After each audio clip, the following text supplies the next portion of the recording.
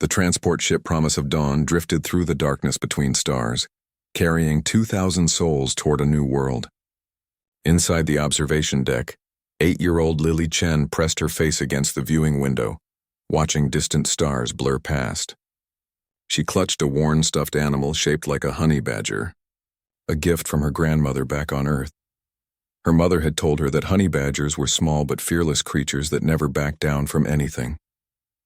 Lily's father, David, worked in the hydroponics bay, checking the seedlings they would plant on New Haven. Her mother, Rebecca, helped coordinate the settlement plans with other colonists. They had sold everything they owned for tickets on this ship, betting their future on a world they had never seen. Lily didn't mind. She thought adventures sounded better than staying in their tiny apartment on Earth. The Promise of Dawn wasn't a fancy ship. It had been a cargo hauler before someone converted it to carry passengers. The sleeping quarters were cramped, the food came from recyclers, and the showers only worked every other day. But Captain Ann Walsh kept everything running smoothly. She had served in Earth's Navy for 20 years before retiring to fly civilian routes. The crew respected her and the passengers trusted her. In the depths of space, far from any patrolled shipping lane, something noticed the Promise of Dawn. The Crimson Talon hung motionless against the black void, its sensors tracking the human vessel. The ship belonged to the Skirin Collective, a species that had turned raiding into an art form over countless generations. They hunted weak prey across the galaxy, capturing specimens for slave markets on the outer worlds.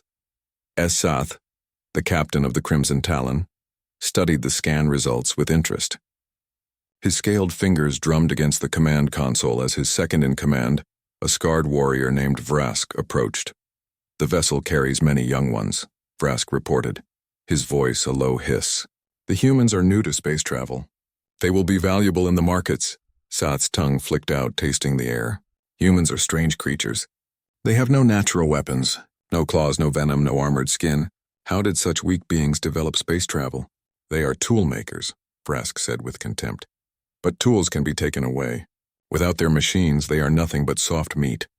The Skirin had raided hundreds of species over the centuries.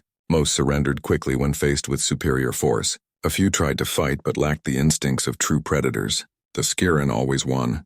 They were built for combat, with reflexes honed by evolution on a brutal world where only the strongest survived.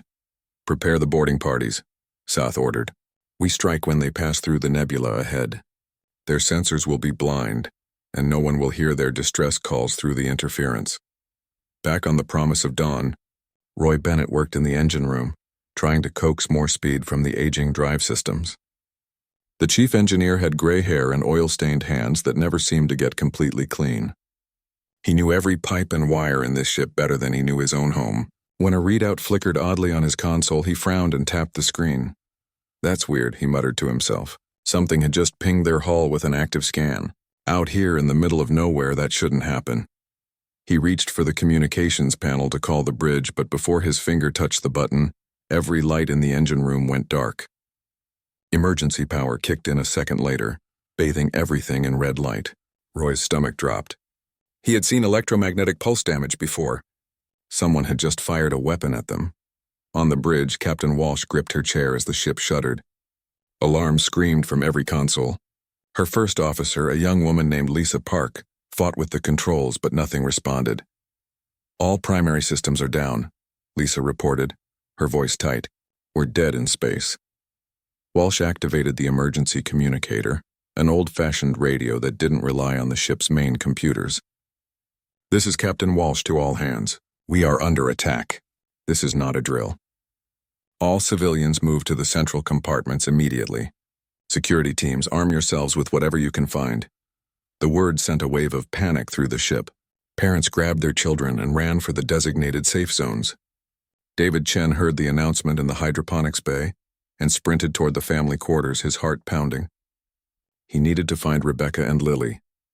Through the viewing ports, colonists saw the nightmare approaching. The Crimson Talon emerged from stealth, a massive ship covered in weapons and scarred armor plating. Boarding pods launched from its sides, streaking toward the Promise of Dawn like missiles. The first pod hit the hull with a sound like thunder. Cutting torches burned through the metal, and armed Skirin warriors poured into the corridors. They moved with the confidence of predators who had done this 1,000 times before. Stun weapons fired, dropping screaming humans to the floor. The raiders worked in teams, clearing each section with brutal efficiency. Lily heard the explosions and the screaming. Her mother had taken her to a supply closet, telling her to hide until they came back. Rebecca had gone to help organize the other parents to make sure all the children were accounted for. But the sounds outside grew louder and more terrifying. The door to the supply closet burst open. A Skiran warrior stood there, nearly 7 feet tall, covered in dark scales and armored plating. Yellow eyes fixed on Lily and a forked tongue tasted the air. A small one, the raider hissed. Perfect. Lily did something that surprised both of them. She didn't scream. She didn't freeze. She grabbed a metal toolbox from the shelf and threw it as hard as she could at the warrior's head. It bounced off harmlessly, but it gave her time to run. She squeezed through a maintenance hatch too small for the adult Skiran to follow. Behind her, she heard angry hissing and the sound of claws scraping on metal. Lily clutched her stuffed honey badger and ran deeper into the ship's guts, her small heart pounding with fear and fury. Frask had raided 17 different species in his career as a Skiran warrior. He had captured prey on ice worlds and jungle planets, in cities and wilderness settlements. Nothing had ever escaped him once he marked it for capture. The idea that a tiny human child could evade him felt like a personal insult that burned in his chest. He forced his shoulders through the maintenance hatch, scraping scales against the metal edges. The tunnel beyond was dark and filled with pipes that dripped condensation. His thermal sensors picked up the heat signature of the small human moving quickly through the passages ahead. She was heading deeper into the ship away from her kind, which meant she would eventually trap herself. Lily's lungs burned as she ran. The maintenance tunnels were a maze of twisting paths that the crew used to access ship systems. She had explored some of them with her father when he worked on hydroponics equipment. The memory of his smile when he showed her how the water recyclers worked made her eyes sting with tears. She pushed the feeling down. Crying wouldn't help her now. Behind her, she heard the scrape of claws on metal. The monster was still following. Her legs ached and her chest hurt from breathing so hard, but she forced herself to keep moving. The stuffed honey badger bounced against her side, still clutched in one hand. She remembered what her grandmother had said when she gave it to her. Honey badgers don't give up. They fight even when they're scared. In the main corridors of the Promise of Dawn, the Skiran boarding parties moved through the ship like a plague. They stunned anyone who resisted and dragged unconscious humans toward collection points. The colonists had nothing to fight with except tools and bare hands. Against armored warriors with advanced weapons, they stood little chance. David Chen fought anyway. He swung a heavy wrench at a Skiran who tried to stun him, connecting with the warrior's weapon arm. The alien hissed in pain and backhanded David across the face, sending him crashing into a wall. Stars exploded in his vision, but he struggled to his feet, still gripping the wrench. "Where is my daughter?"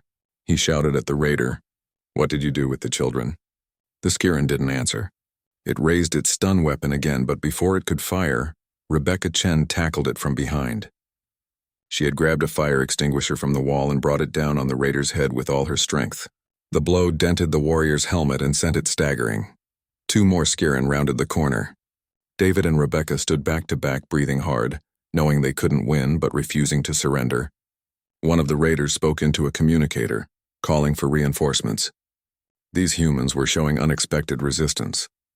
On the bridge, Captain Walsh watched her ship being torn apart. The security teams had managed to slow the raiders in a few sections, but they were losing ground everywhere else. She had sent out distress calls on every frequency, but the nebula interference meant no one would hear them for hours. By then it would be too late. "Captain, we're getting reports from all over the ship," Lisa said, her voice shaking. "The raiders are taking people to their boarding pods. They're loading them like cargo." Walsh's jaw tightened. She had failed these people. She had promised to get them safely to New Haven, and instead she had led them into a trap. But she wasn't dead yet, and neither was her ship. "Get me Roy on the emergency line," she ordered. In the engine room, Roy heard the communicator crackle to life. He had been working frantically to restore power, bypassing damaged systems and rerouting around the fried circuits. "Roy here," he said, not looking up from his work. "How long until we have power?" Walsh asked. "Could be 10 minutes, could be 10 hours. The pulse weapon did a number on us. We don't have 10 hours. Those things are taking our people." Roy's hand stilled on the tools. He thought about the families he had shared meals with, the children who had played in the corridors. His own kids were grown and living on Mars, but these colonists had become like family during the long voyage. "What do you need me to do?" he asked quietly. "Make them regret boarding my ship." Roy looked around at the engine room, at all the systems he had spent months maintaining. A slow smile crossed his weathered face. "I can do that." Lily found herself in a junction room where 3 maintenance tunnels met. She could hear the scraping sounds getting closer. The monster was patient and relentless. She needed to be smarter, not just faster. Her eyes scanned the room, looking for anything she could use. A panel on the wall had a yellow warning symbol. She remembered her father explaining that yellow meant steam pipes. The recycling systems used heat to purify water, and the pipes got hot enough to burn. She pried at the panel with her small fingers until it popped open, revealing a valve wheel. The scraping sounds grew louder. Lily positioned herself on the far side of the junction, making sure the monster would have to cross in front of the steam pipe to reach her. She gripped the valve wheel with both hands and waited, her heart hammering so hard she could feel it in her throat. Vrask emerged from the tunnel, his yellow eyes gleaming in the darkness. He saw the small human standing in the open, apparently too exhausted to run further. Good. This chase had gone on long enough. He stepped into the junction room, claws extended. Lily turned the valve wheel with all her strength. The wheel was stiff and heavy, meant for adult hands, but fear and desperation gave her extra power. The valve opened with a hiss. Superheated steam exploded from the broken pipe directly into Vrask's path. The blast caught him full in the chest and face, scalding through gaps in his armor. He screamed and stumbled backward, clawing at his burning scales. By the time his vision cleared, the small human had vanished into another tunnel. Vrask touched his communicator with a shaking hand. "This is Hunter Vrask to all units. The human children are dangerous. They fight with cunning. Show no mercy." The message spread through the Skiran raiding party. What had started as a routine capture operation was becoming something else. These humans didn't behave like prey. They fought like cornered predators, using every advantage their environment gave them. Sath received the reports aboard the Crimson Talon with growing irritation. His warriors were supposed to be efficient.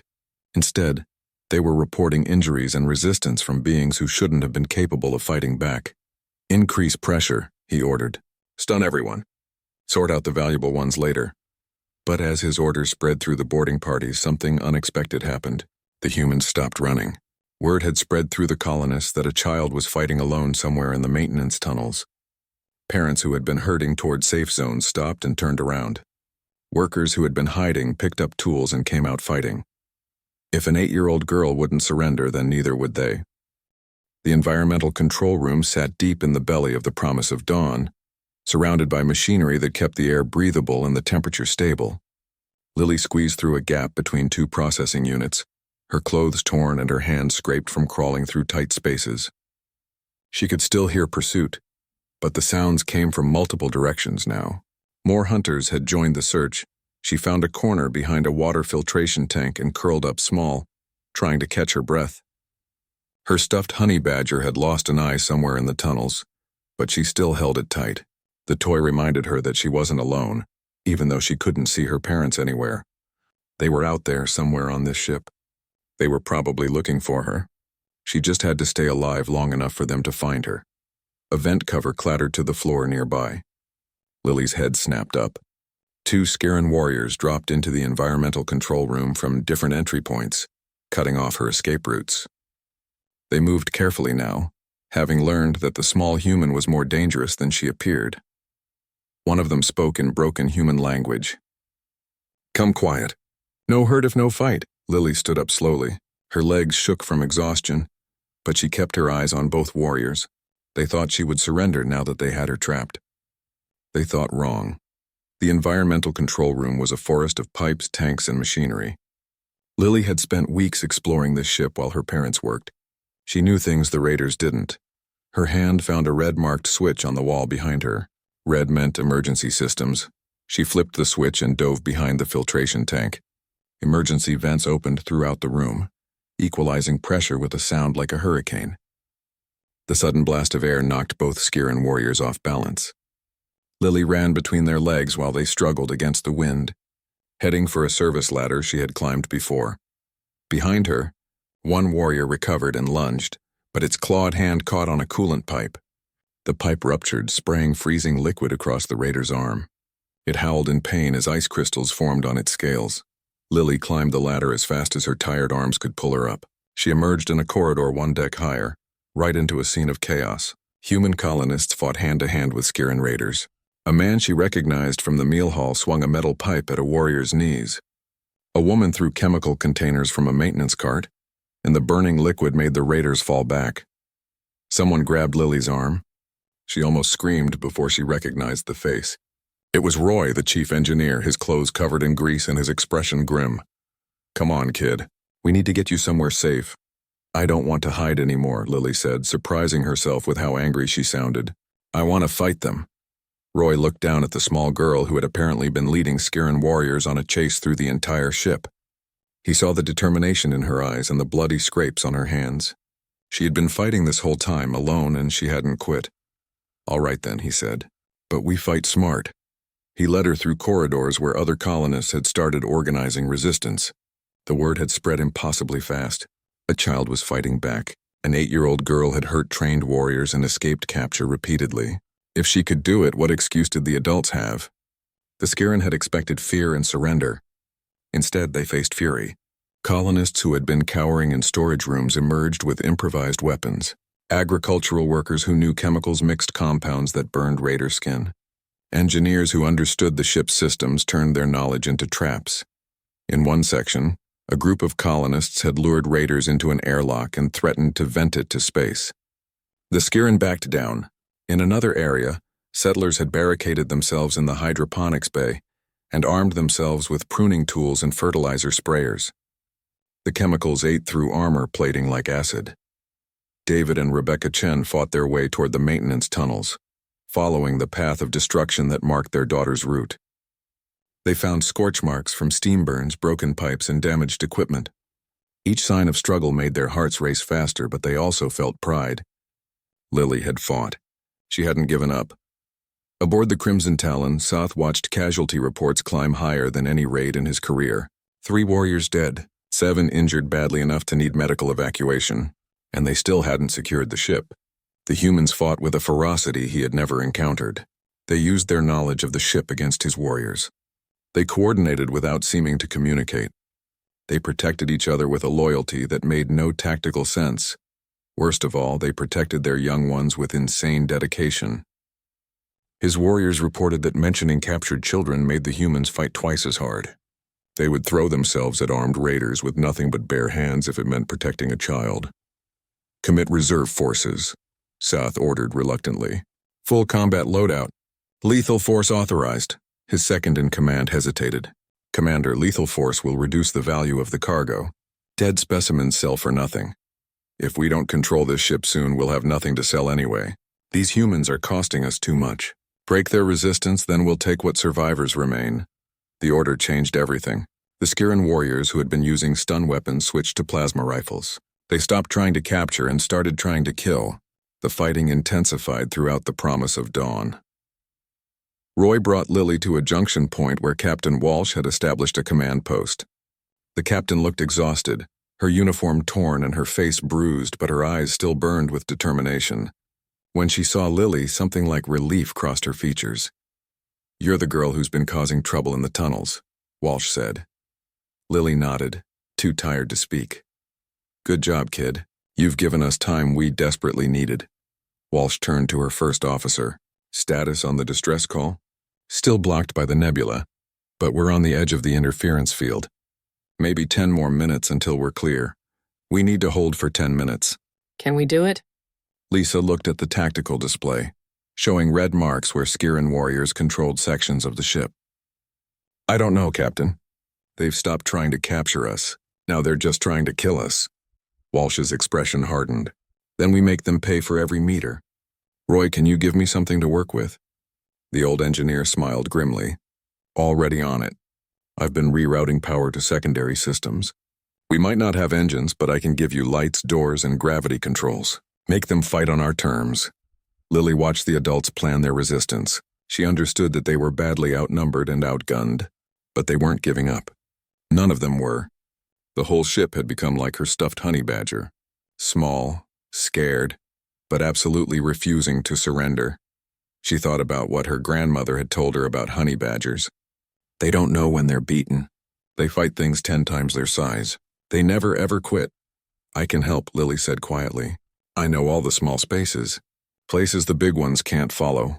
Walsh looked at the determined child, then at her parents who had just arrived at the command post.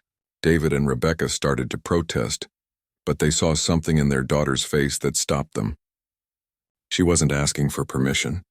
She was telling them what she planned to do. All right, Walsh said. Then let's show these raiders what happens when they hunt humans. The cargo bay stretched 3 decks high, filled with containers holding everything the colonists owned. Farming equipment, building materials, family heirlooms packed carefully for a new life on New Haven. Now it had become a battlefield. 6 Skiran warriors advanced through the bay in formation, their plasma rifles scanning for targets. Above them, moving silently across the tops of cargo containers, Lily led a group of 5 other children. She had explained her plan to Captain Walsh, who had reluctantly agreed after seeing the tactical advantage. Children could move through spaces adults couldn't reach. They could see the battlefield from above. And after what Lily had already done, Walsh believed they deserved the chance to fight back. The other children were older than Lily. 2 brothers named Sam and Chris, both 11. A girl named Amy who was 13 and studying to be an engineer like her mother. A quiet boy called Derek who was 10 but tall for his age. And Nina, who was 9 and small enough to squeeze through the narrowest gaps. They had all volunteered after hearing about Lily's escape through the maintenance tunnels. Each child carried something useful. Wrenches, spray bottles filled with chemical cleaners, bundles of wire, flashbang devices that Roy had cobbled together from spare parts. They weren't weapons exactly, but in the right hands at the right time they could make a difference. Lily raised her hand, signaling a stop. Below them, the Skiran warriors had paused, listening. One spoke into a communicator in their hissing language. They were reporting their position, coordinating with other teams. That meant more raiders would be coming soon. She pointed to Sam and Chris, then to positions on either side of the bay. They nodded and moved off silently. Amy stayed close to Lily, watching the raiders with calculating eyes. Derek and Nina crept to a 3rd position, carrying the heaviest wrenches. When everyone was in place, Lily picked up a small metal bracket and threw it hard at the far end of the cargo bay. It clanged against a container wall with a loud bang. All 6 Skiran warriors spun toward the sound, raising their weapons. The children struck from above. Sam and Chris dumped a container of industrial lubricant over the edge, coating the floor where the raiders stood. The Skiran stumbled and slipped, cursing in their language. Amy triggered 2 of Roy's flashbang devices, filling the bay with blinding light and deafening sound. Derek and Nina dropped heavy wrenches directly onto the raiders below. The tools fell from 3 decks up, gaining enough speed to dent armor plating. 1 warrior went down with a shattered shoulder. Another lost its weapon when a wrench struck its hands. Lily pulled a fire alarm and suppression foam began spraying from ceiling nozzles throughout the cargo bay. The thick white foam covered everything, making it impossible for the raiders to see or aim properly. In the chaos and confusion, the children vanished back into the spaces between containers, leaving the Skiran warriors blind and furious below. In other parts of the ship, similar tactics played out. Roy had given small teams of colonists control over sections of the ship's systems. They turned off gravity in corridors where raiders advanced, making the Skiran float helplessly while humans pulled themselves along guide rails. They locked doors remotely, trapping groups of warriors in dead-end sections. They vented air from unoccupied areas where raiders had set up staging points, forcing them to retreat. The promise of dawn was fighting back as a living thing, using every system and every person as part of a desperate defense. The colonists had stopped thinking about survival and started thinking about revenge. These raiders had attacked their home, threatened their children, and tried to make them slaves. Now they would learn what happened when you backed humans into a corner. David and Rebecca Chen fought alongside Captain Walsh's security teams. They had armed themselves with cutting torches and moved with purpose through the corridors. Every time they cleared a section of raiders, they asked the same question. Have you seen a little girl? 8 years old, dark hair, probably causing trouble. The answers always made them smile despite the danger. She went that way with some other kids. They were planning something. Their daughter had become a legend on the ship in the space of a few hours. Aboard the Crimson Talon, Sath watched his carefully planned raid fall apart. He had committed over 60% of his warriors to the boarding action. Against any other species, that would have been massive overkill. Against humans, it was barely enough. His communications officer reported another casualty. Hunter Team 3 requests extraction. Multiple injuries. They report that small humans attacked them from above using thrown objects and chemical weapons. Small humans? Sath's scales rippled with confusion. You mean they're young ones? Yes, Commander. The human children are fighting alongside the adults. They coordinate attacks from spaces our warriors cannot reach. Sath felt something he hadn't experienced in decades of raiding. Doubt. Every species they had hunted before kept their young hidden away. Protected at all costs. The adults sacrificed themselves to buy time for children to escape. But humans were different. Their young ones fought. They used their small size as a weapon. And somehow, impossibly, it was working. He pulled up the tactical display showing the promise of Dawn's interior. His warriors controlled perhaps 30% of the ship, and they were losing ground. More concerning, his casualty rate was climbing toward unacceptable levels. Every warrior lost meant less profit from the raid. Every hour they spent fighting meant more chance of human reinforcements arriving. Commander, we're detecting a signal, the communications officer said suddenly. The humans have cleared the nebula interference. They're broadcasting a distress call. Sath's decision crystallized instantly. Recall all boarding parties. Immediate withdrawal. Sir, we've invested significant resources. If we pull out now, if we stay, we risk losing the Crimson Talon itself. Human military vessels will respond to that distress call.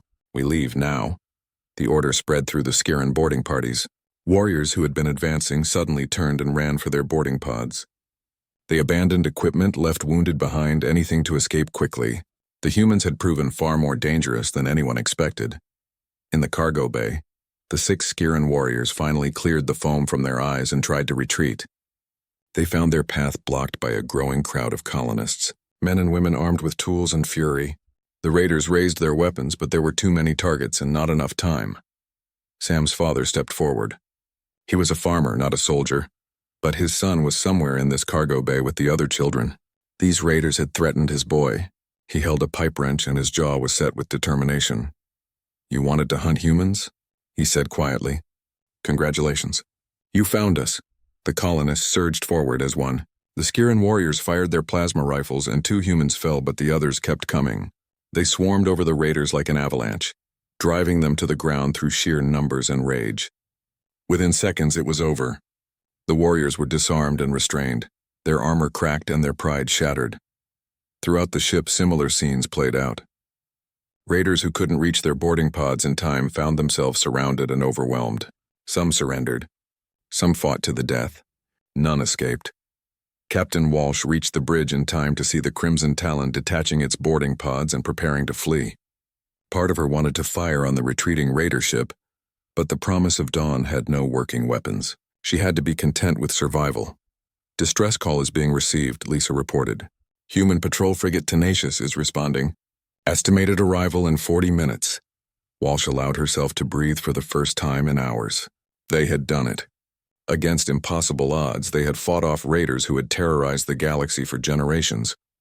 Lily climbed down from the cargo containers, her clothes filthy and her face exhausted. Her parents ran to her, sweeping her up in their arms. David was crying, and Rebecca held them both so tight it hurt. Other families reunited around them, parents clutching children who had somehow become warriors in the space of a single terrible day. The promise of Dawn had survived, but the cost was visible everywhere. Bodies lay in the corridors, both human and Skiran. Equipment was destroyed. Sections of the ship were uninhabitable. 23 colonists would never see New Haven, but they had won. Somehow, impossibly, they had won. The human patrol frigate Tenacious cut through space at maximum speed, its engines burning hot enough to reduce their operational lifespan by months. Commander Patricia Hayes stood in the combat center, watching the tactical display with growing concern. The distress call from the promise of Dawn had contained fragments of combat sounds and screaming before cutting off abruptly. How long until we reach them? She asked her navigator. 32 minutes at current speed, Commander. Too long. Hayes knew what happened when raiders caught civilian ships. She had seen the aftermath before, during her service on the frontier. Empty vessels with scattered bodies and signs of brutal fighting. The raiders always took the survivors to slave markets where humans fetched high prices as curiosities. Weapons. Ready all systems. Communications. Keep broadcasting on all frequencies. If there are raiders in the area, I want them to know we're coming and we're armed. The crew worked with focused intensity. Everyone aboard the Tenacious had volunteered for frontier patrol duty. They knew the risks and the likelihood of arriving too late to help. But they came anyway because that was what humans did. They protected their own. Aboard the limping Promise of Dawn, the colonists worked frantically to secure their ship. Roy and his engineering teams rerouted power to damaged systems, trying to restore at least partial functionality. Medical personnel moved through corridors, converting storage rooms into emergency treatment centers. The ship's small medical bay had filled up within the first hour after the attack. Captain Walsh coordinated efforts from the bridge, her voice hoarse from giving orders. The ship was secure for now, but they had captured 15 Skiran warriors who had failed to escape when their ship retreated. The raiders sat in the cargo bay under heavy guard, surrounded by colonists who looked at them with cold fury. Lily sat with her parents in what had been their family quarters. The small room had been ransacked during the fighting, their belongings scattered and broken. She clutched her one-eyed honey badger and leaned against her mother's shoulder, suddenly feeling every bruise and scrape she had earned during the hours of running and fighting. "You were very brave," Rebecca said softly, stroking her daughter's hair. "But you were also very lucky. Those things could have killed you." "They were going to take me anyway," Lily said. Her voice sounded older than 8 years old. "I heard them talking. They wanted to sell us, like we were things, not people." David exchanged a look with his wife over their daughter's head. They had tried to shield her from the worst of the galaxy, but the galaxy had found them anyway. Their little girl had learned things about violence and survival that no child should have to know. "What you did mattered," David said carefully. "When people heard that you were fighting, it gave them courage. You showed everyone that we didn't have to surrender." Lily thought about that. She hadn't been trying to inspire anyone. She had just been trying to survive. But maybe that was the same thing. Maybe fighting to stay alive, refusing to give up even when you were small and scared. Maybe that was what being human meant. News of the attack spread through human space faster than light-speed communications should have allowed. The Promise of Dawn's distress call had been picked up by multiple relay stations before the nebula interference cleared. Within hours, every human ship in the sector knew that raiders had attacked a civilian transport and that the colonists had fought back. The story grew with each retelling. An 8-year-old girl leading warriors through maintenance tunnels. Children attacking raiders from above. Farmers and engineers fighting trained soldiers with improvised weapons. A civilian transport that refused to surrender even when outgunned and overwhelmed. On Earth, the news networks played footage that had been transmitted before the attack. Interviews with colonists talking about their hopes for New Haven. Images of children playing in the corridors. Then the distress call audio with its sounds of weapons fire and screaming. The contrast made people angry in a way that political speeches never could. Humanity had been exploring space for less than 50 years.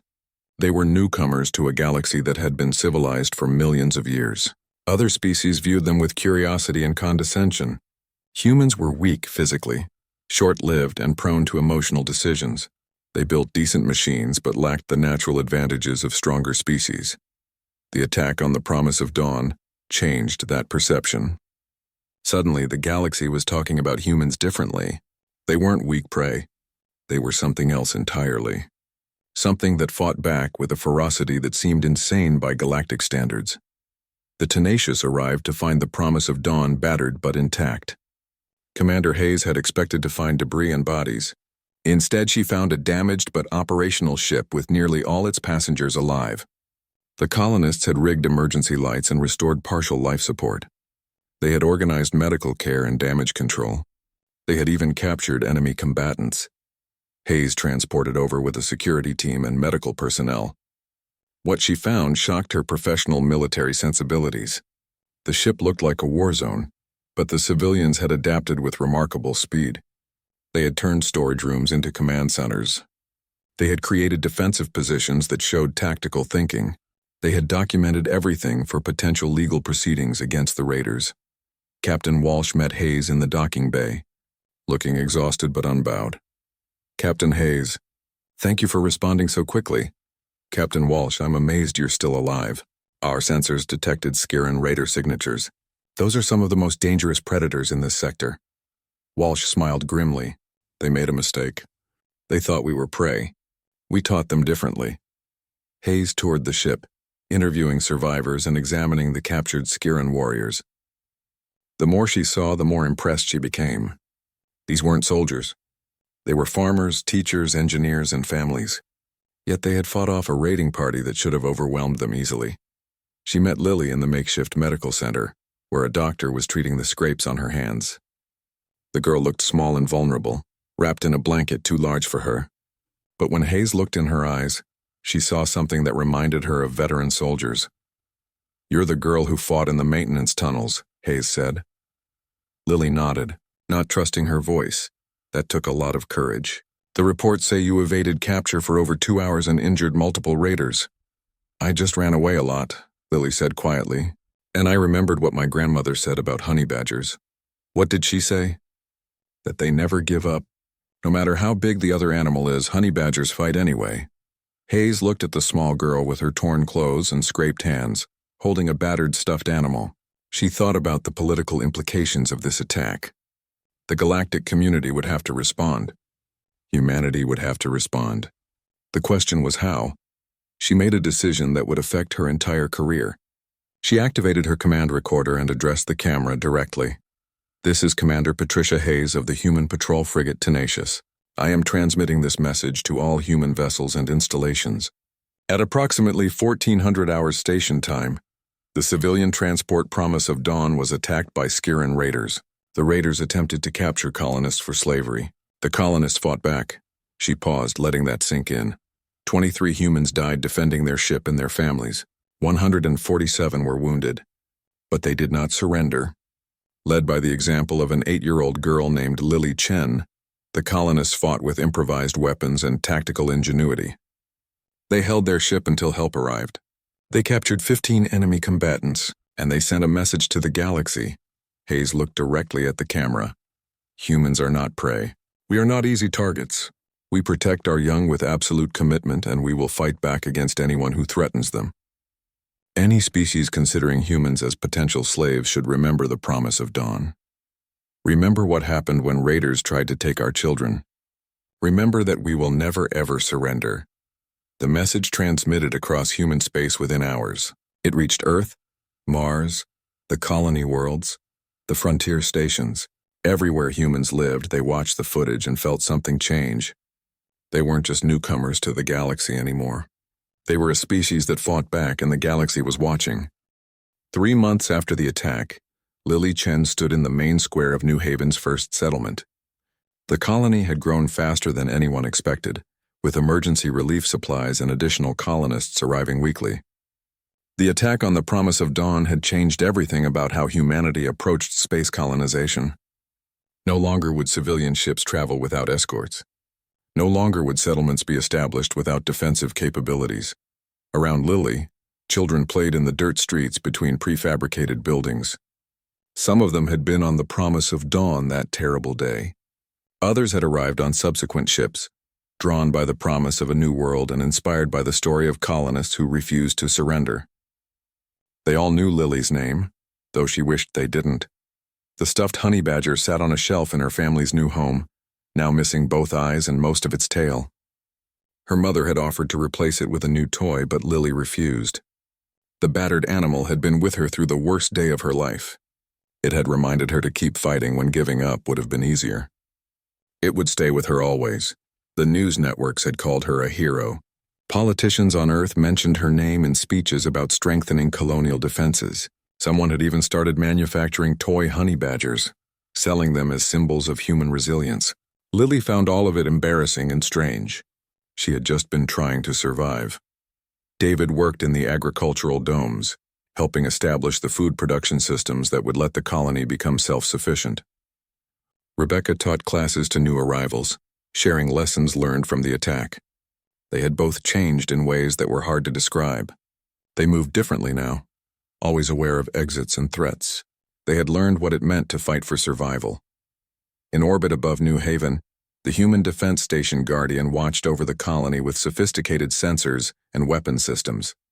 Commander Hayes had been promoted and assigned to Frontier Defense Coordination. She had testified before the Galactic Council about the attack, presenting evidence and demanding justice. The political fallout continued to spread. The Skiran Collective faced sanctions from multiple species. Their raiding culture, once tolerated as an unfortunate reality of frontier space, now faced coordinated opposition. The humans had made it clear that attacks on their civilians would result in military responses. Other species, emboldened by human defiance, began demanding similar protections. Sath's career had ended the day he fled the Promise of Dawn.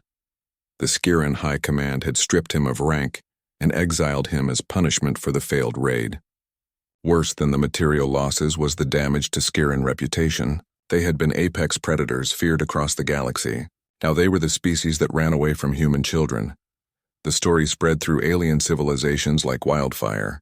The tale of Lily Chen and the Promise of Dawn became something larger than the actual events.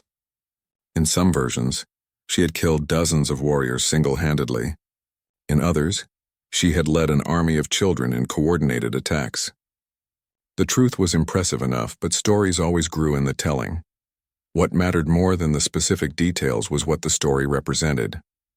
Humans were physically weaker than most galactic species. They lived shorter lives. They lacked natural weapons or armor, but they had something else, something that predator species had never encountered before. They had pack bonding that extended beyond biological family. They had protective instincts that made them fight harder for their young than for themselves. And they had absolute refusal to accept defeat. In academic circles across the galaxy, xenobiologists and sociologists studied the human response to threat. They coined a new term, deathworld psychology. Humans evolved on Earth, a planet classified as extremely dangerous by galactic standards. Everything on Earth tried to kill everything else. The environment was hostile. Disease was rampant. Yet humans not only survived but thrived, developing technology and civilization despite impossible odds. That evolutionary pressure had created a species that viewed overwhelming odds not as a reason to surrender, but as a challenge to overcome. When humans felt threatened, especially when their young were in danger, they became something terrifying. They fought with creativity, using anything available as a weapon. They coordinated without formal command structures. And they absolutely refused to quit, even when defeat seemed certain. The Galactic Council held emergency sessions to address what they called the human question. Some species wanted to restrict human expansion, viewing them as too dangerous to integrate into galactic civilization.